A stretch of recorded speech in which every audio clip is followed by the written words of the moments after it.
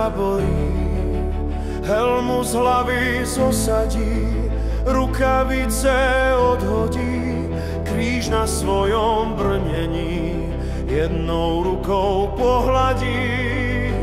V druhej ruke drží štít, na ktorom kríž je vyrytý.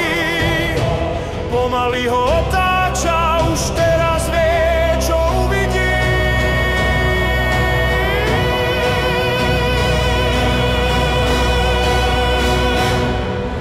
Tvár má skrivenú, vidí len smrť a žiaľ.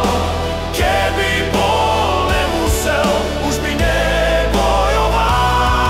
Lenže nie ho, ale Božia je to vôľa. On len na posledný súd posiela ľudí z dola. Chcel by umrieť hneď, ostrej nech ukončí mu život. Lenže tým skutkom jeho srdce by sa previnilo. A to on neurobí, chce vidieť nebeskú bránu po tom, čo nepriateľ zasadí poslednú mu ranu. Preto každý večer pred kríž klaká si, prosí Boha aj všetkých svätých o lepšie časy.